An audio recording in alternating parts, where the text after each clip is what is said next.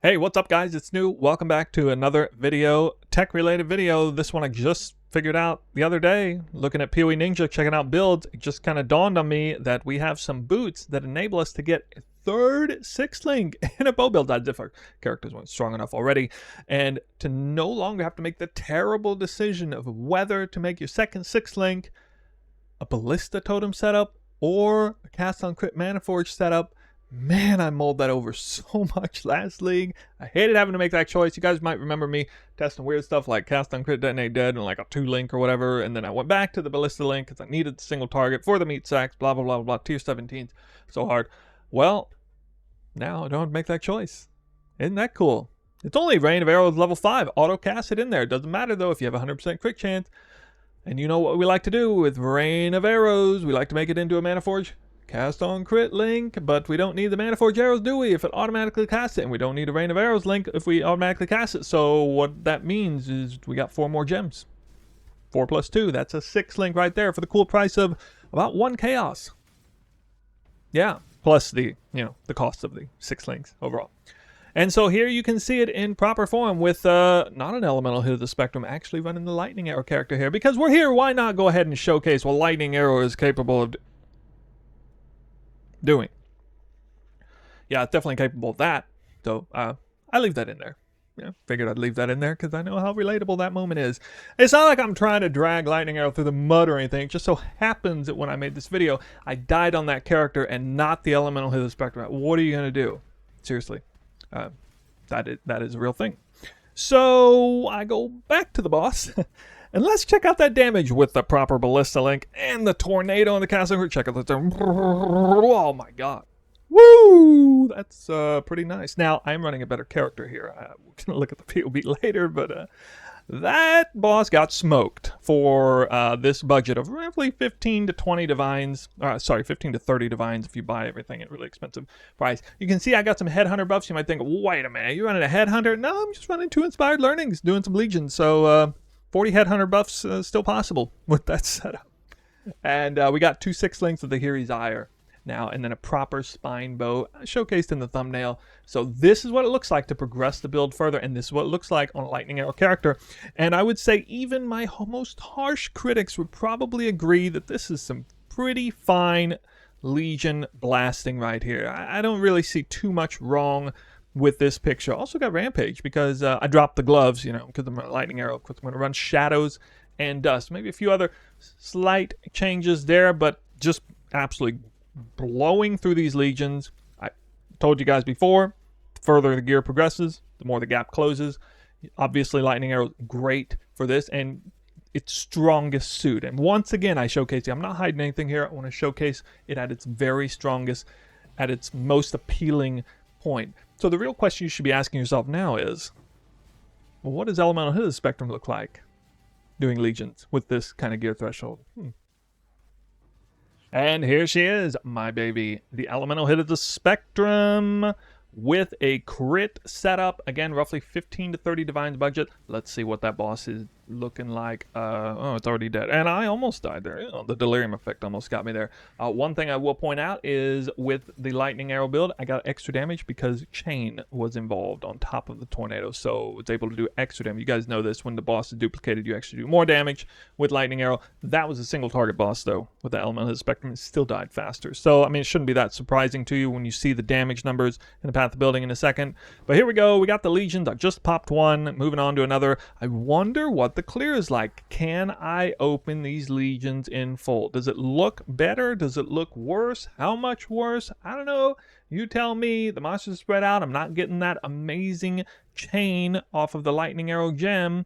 I guess, it's a little hard to clear out everything, but the same thing happens on lightning arrow sometimes. We're going to see another legion passing through. Once again, getting a bunch of headhunter buffs.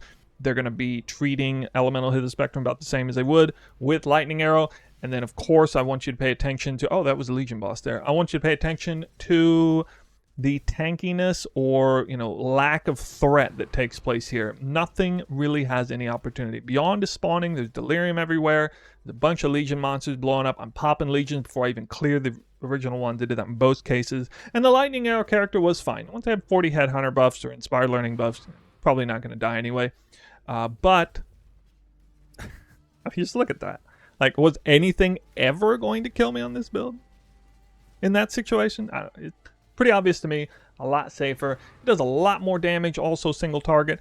And I don't know, I mean, that opened the Legions pretty well. I was pleasantly surprised, personally.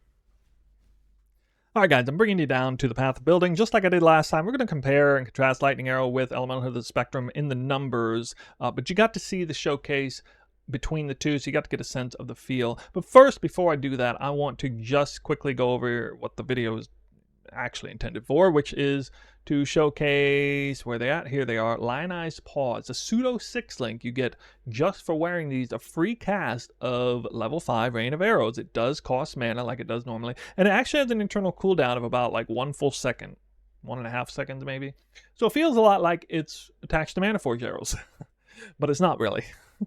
But anyway, that's 2 links out of the way. That is Rain of Arrows and Manaforged completely done for you, and for that reason, it works with this setup. Now, it wouldn't work with a Ballista because the damage is too low, and that's not what it would do.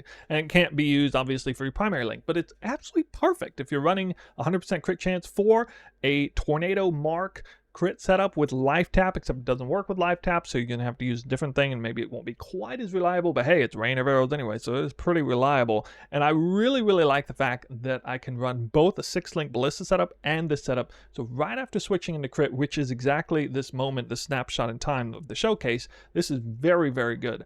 Before you switch to crit, it's not going to be very valuable, and way after, with like mirror tier gear, probably not going to have the Ballista setup anyway. But you know, last league, when I was trying to do meat sacks farming on like 100, 200 divine budget, I wanted to have both of these things, and I couldn't do it, or at least I didn't know how to do it at the time. So, you know, that's a pretty powerful thing to me. And these things cost like 1 chaos. 1 chaos. They're tier 4 unique. You'll be able to get whatever corruption you want, maybe. In most cases, they have a flat fire roll. They have a huge strength roll. Get a lot of that out of the way. Give you free dex for what that's worth, and a little bit of movement speed. But you lose 40% movement speed if you go down to low life. A terrible downside. I like how this is like fooling everybody into thinking it's a bad item. As if I'm ever sitting at low life on this character. Never. If I'm at low life, I'm already dead. That's basically how it goes. So that's it for the tech in question with the pseudo 6 link. The rest of this video, we're going to be comparing Lightning Arrow with Elemental of the Spectrum, and you already got to see the number here, 61 million DPS in total, 22 mil for the primary attack gem, and 32 mil and 10 mil for the primary attack gem for Lightning Arrow. What the heck, guys? What is going on? Why do I have so much more damage? I said last video, the moment you start scaling it up, it closes the gap. And yeah, it looked like the gap was pretty closed in the actual playtest, but the numbers, what's going on with the numbers? Well, let's take a look into it. I promise I'm not trying to trick you or anything. I'm going to show you where those numbers are coming from. So initially, right off the bat, got to remind you from the last video that we have Bone Chill support. Bone Chill support is in here and grants you 30% increased damage taken for the enemies. The same thing with Ahuana's Bite, exact same copy, and that's going to be up 100% of the time. There's almost no scenario where, at this point with this gear, that I'm not chilling for 30%. In fact, I believe the chill is something like 40% on bosses, which we'll look at the ailment threshold in a second. And then we also have this mastery. Now, this mastery, to be fair, is not going to have very much effect in maps. So let me just peel it off here so you can, you know, maybe get a truer sense of what it would be like in maps. This would have an effect on bosses, though. And then we have Nature's Patience through the cluster, Delirium Cluster, Natural Affinity, very cheap cluster. Nobody really wants to use this. I figured I would experiment with this. This is definitely the most experimental thing I'm doing right now. I'm not really sure if I'm going to use this in my build, but it seemed like a pretty good opportunity. Excellent for bosses. Really good in a situation where you're fighting, you know, a high health unique or something, or some triple health rare. And or you know you're closing out on a legion, just standing your ground, go ahead and fire everything away. This will start to ramp up the double damage chance in 10%, up to 10% less damage, up to 20% double damage. And granted, you know, in a fast pace mapping situation, it may not be going off all that much, but you could adjust your play style, and you can always just flame dash out of the grasping vines anyway. It poses to be a lot of extra damage if it's up fully, and that is where some of the numbers are coming from there as well. The Fizz max hit is embarrassingly low, and you know, I died for it on the Lightning Arrow character. It's a little higher over there.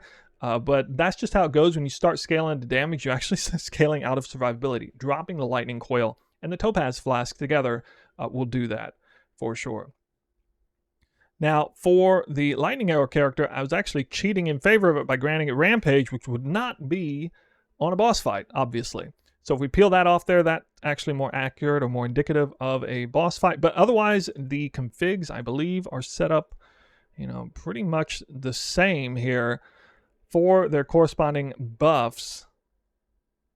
Yeah, and the shocks are represented as they would be normally. So if I put this back in, and so you can see, where the damage is coming from. I'm going to put this back in, and then actually with a boss fight, we're going to leave that as it is. All right, so very squishy character, a snapshot in time, double inspired learning, got a proper crit bow with a spine, bone, or ivory base with a flat crit roll, high tier crit roll, and bench crafted speed, tier 1, 2, 3 of elemental damage at this time. A very nice bow, and exactly what you would expect to have around this snapshot in time. The bow is very important, so you can invest a bit in that. And a 6-link Tiri's Ire, so 6-linking both of those, and then even third 6-link for almost nothing. And I don't know, maybe just starting to build out clusters. Haven't really invested into, full-blown cluster setup, but I mean, hey, the ranger tree is so crazy strong. Just with that bow set up the way it is, you can get 100% crit chance on the ranger. If you count like things like this. But mastery, 100%. I also dropped out of focal point and picked up ricochet. To me, I didn't talk about this, but I feel like this is actually helping elemental hit of the spectrum especially. It just changes the dynamic a little bit about how the clear works. It offers a little bit more clear, especially in open areas with legions. I don't know how it works too much in closed areas. I'm going to experiment further with this. But let me know in the comments if you've ever tried this setup. This is my first time ever trying this setup where I'm doing return projectiles, 1 pierce only. Especially single target, it's going to be important with this setup. Do 1 pierce only, and then ricochet on there. Very convoluted setup. I'm not exactly sure if it's going to prove to be good, but I really like initially what I'm seeing against legions. I personally felt like elemental hit of the spectrum was keeping up with lightning arrows clear with that setup, but it could just be because it was doing way more damage.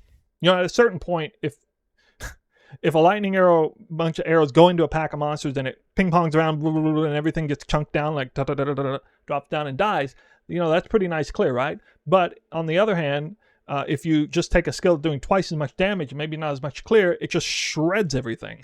Like 1 or 2 hits and chunks them like this. Kills everything in about the same amount of time anyway.